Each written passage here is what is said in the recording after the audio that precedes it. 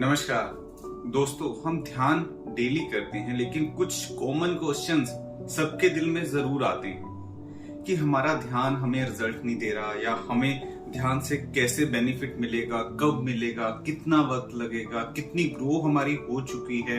इन सारी चीजों के लिए कुछ ना कुछ दिमाग में, दिल में चलता रहता है। ये एक कॉमन से क्वेश्चंस हैं जो हर स्टार्टर के जीवन में आते हैं, जो भी ध्यान के अंदर अपनी शुरुआत करता है।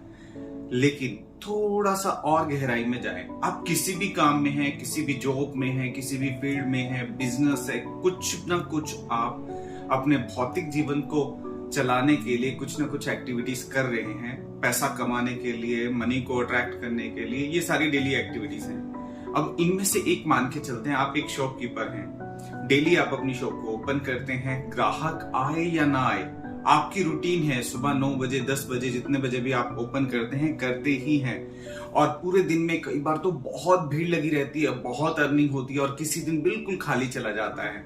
शुरुआत के वक्त में तो कुछ महीने ऐसे निकल जाते हैं जिसमें आपकी अर्निंग जो है आपके एक्सपेंस से कम होती है और आपको वहां पर अपनी पॉकेट से पे करना पड़ता है। लेकिन आप कभी भी शॉप को बंद नहीं करते। ऐसे आप एफर्ट्स करते हैं रेगुलर, डे बाय डे। आज मुझे ऐसे एडवर्टाइजमेंट करना है, ऐसे लोगों को जोड़ना है, ऐसे कुछ ना कुछ एक्टिविटी करूंगा, कहीं मैं इश्तिहार दूंगा या सोशल मीडिया के माध्यम से कुछ भी करने का प्रयास करते हैं। लेकिन अपने कारोबार को चलाने के लिए डेली प्रयत्न करते हैं। और कभी भी ऐसा नहीं होता कि अगर आपका कारोबार एक दिन में लॉस में चला जाता है तो दूसरे दिन आप बंद कर देते हैं। लेकिन मेडिटेशन में आप ऐसे ही करते हैं, एक दिन आपका ध्यान नहीं लगा, दूसरे दिन अंदर ही विचार आने शुरू हो जाते हैं और फिर आप बंद कर देते हैं, फिर देखेंगे अभी अच्छे से प्रैक्टिस नहीं है। आप इसे इतना लाइटली लेते हैं कि आपको ये लगता है कि अगर इसे किया ना किया मैटर ही नहीं करता, जरूरत है नहीं है ये आपको समझ में नहीं आता। लेकिन जब आप एक एज के पार जाते हैं तो उसके बाद में समझ में आता है मैंने क्या खो दिया। क्योंकि वक्त एक ऐसी चीज है जो दोबारा लौट कर नहीं आता। शरीर जो भगवान के द्वारा दिया गया एक ऐसा तोहफा है जो डे बाय डे वीक होता चला जा रहा है। क्यों होता चला जा रहा है? इस शरीर के लिए आपने पहले बहुत सारा पैसा अर्न किया, इस शरीर को खराब किया, खराब करने के बाद को इसको ठीक करने के लिए वही पैसा सारा उसमें लगा दिया। तो प्रोसेस समझ के देखिए। अगर साथ साथ आप अर्न भी करते रहे और इस शरीर का, इस बहुमूल्य उपहार का अगर आप अच्छे से ख्याल भी रखते रहे तो देखिए आपका पैसा भी बचता रहेगा, आपका स्वास्थ्य भी बचता रहेगा और आप अच्छे से अपने पूरे जीवन का अच्छे से आनंद भी उठा पाएंगे।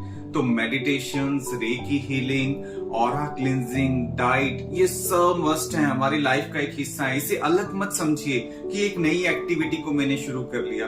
ये नई इसीलिए लगती है क्योंकि आपको इसके बारे में ज्ञान नहीं है। जब आपको इसके बारे में अच्छी जानकारी मिल जाएगी तब आपको समझ में आएगा ये जो धर्म बने हुए हैं अलग अलग, किसी शहर में अलग था, किसी शहर में अलग था, ये सब वहां के मौसम, उसके रहने सहने के हिसाब से बनाए गए धर्म थे। डेवलप उसी तरीके से हुए। राजस्थान में बहुत ज्यादा फल फ्रूट नहीं उगता था तो उसके हिसाब से चीजों को डेवलप किया गया।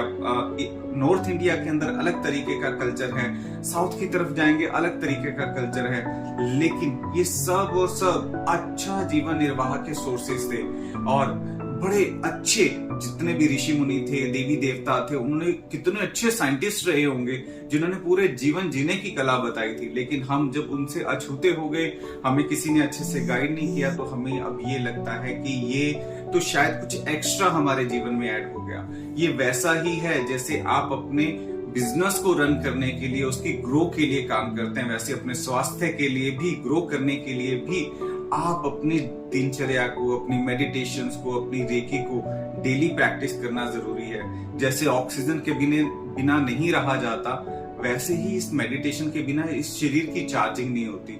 तो आशा करते हैं आप अपने आप को डेली चार्ज करेंगे जैसे आप अपने मोबाइल को करते हैं और हमेशा स्वस्थ रहेंगे, हमेशा मुस्कुराते रहेंगे। यही हमारी कामना है। धन्यवाद।